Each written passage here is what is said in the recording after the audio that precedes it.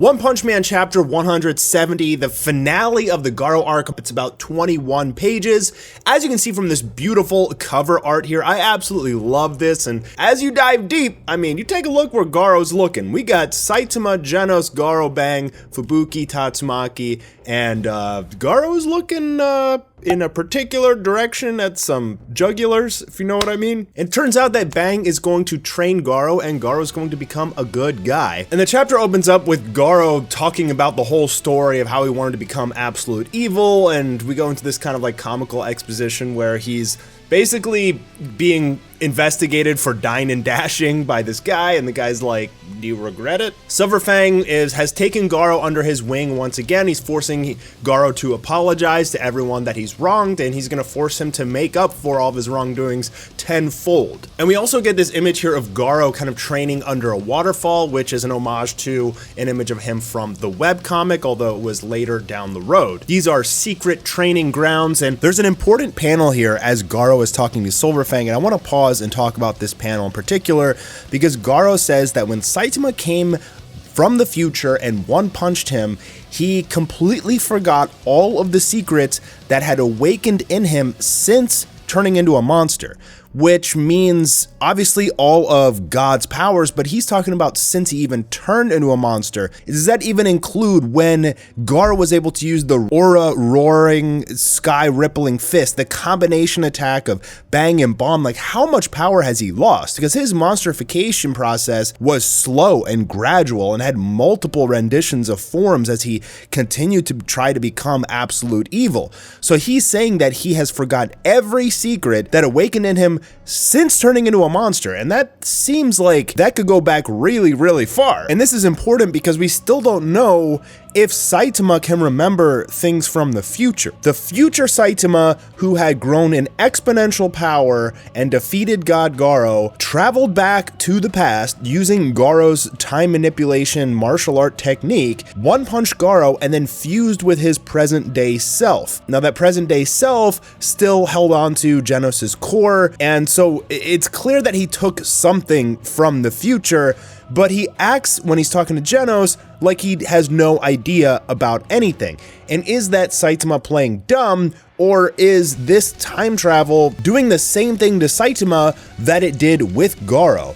Is Murata trying to tell us here, because fans are really curious, does Saitama still know time travel, and does he still know about the battle in the future with God Garou? Is he playing dumb? Is he playing Saitama's goofy self? Or was this just Murata's way of literally erasing the final part of the Garou arc and just reverting us to the present day to show us what Saitama was capable of if he ever got into a fight that was an actual challenge? Almost as if it was all just a huge tease. Let me know what you guys think in the comments down below. Basically, Garou is going under Bang's wing not only because he's trying to make up for his wrongdoings, but also he tells Bang that he's really the only one that can continue to train him to hone his fist. And essentially, Garou wants to keep growing, and he wants to reawaken, but in his own way without becoming monsterified. And I think that possibly could happen. I mean, Garou at his current stage is definitely S tier, and perhaps he could awaken something inside himself. I mean, I'd say he's probably at the level of Bang at this point. And he's still so young, so he could grow far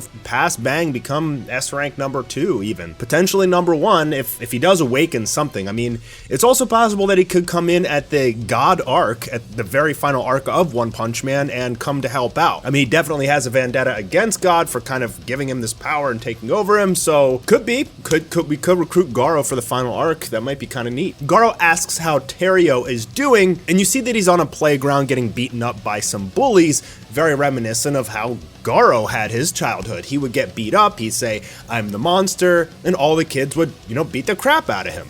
But in this case, Terrio actually is kind of enjoying it. We don't see him backing down and really getting bullied, because he does a fighting stance and he says, "I'm Garou Man, the hero. No matter how much I get beat up, I'll always get back up again. Come at me, you fake heroes." And this is just trying to show us character progression for Terrio, for Garou, even for Bang, who has apparently quit being a hero, and he's just going to, adopt Garou, essentially. Now, Garou also asks for a new fighting contest, one with all of the heroes that he fought basically while he was monsterified. Bang Bomb, Flash Blast, and some weird bald guy named Saitama or something. Here he says that he thinks if he takes them all on in order, he could reach some sort of awakening without monsterizing this time. Now, Bang says, "You really think you can beat me? Metal Knight did a full body maintenance on us, and I guess he just repaired them to full health." I guess that's what he's saying. Bang is saying that his back doesn't hurt anymore, so he's like, "I don't think you could really beat me," but I think they'd be very, very, very close. Probably similar to their fight when Garou was unawakened monster form. That's when we move over to the Hero Association, where they're talking to each other and they're saying like, "Hey, Silverfang's successor is Garou.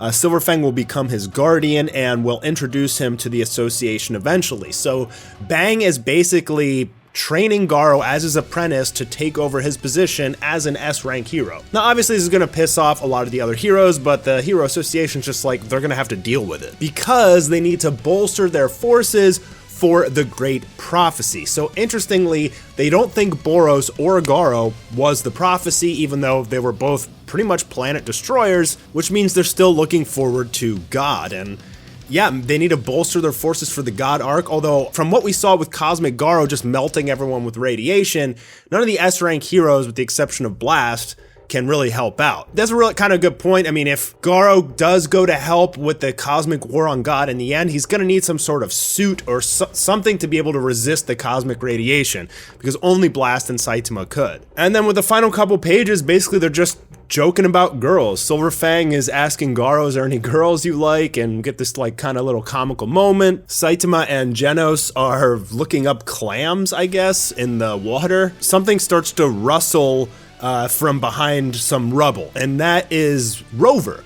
That is going to be a baby dog Rover who is still alive, and Saitama basically takes him as a pet for a while, which is kind of funny. Now we got this bonus image of this girl Kiro, who plays Gao Yellow in Winby Sentai Gar Ranger. Now this girl looks very similar to one that was standing next to Prime Bang, Garou's mom. Did Silverfang bang Garou's mom? They're trying to say no here, but I don't know. I think Silverfang banged Garou's mom. And Silverfang might actually be his dad. That's all we have for this chapter. Murata's gonna go on a break for 1 month. But if you didn't see, we have other amazing news. Season 3 of the anime is coming. It is in production, so that's super, super hype. And as always, as we get more One Punch Man information, news, manga chapters, anything like that, I will be making videos on it, so make sure you guys subscribe, notifications enabled, hit that like button, and I'll see you on the next video.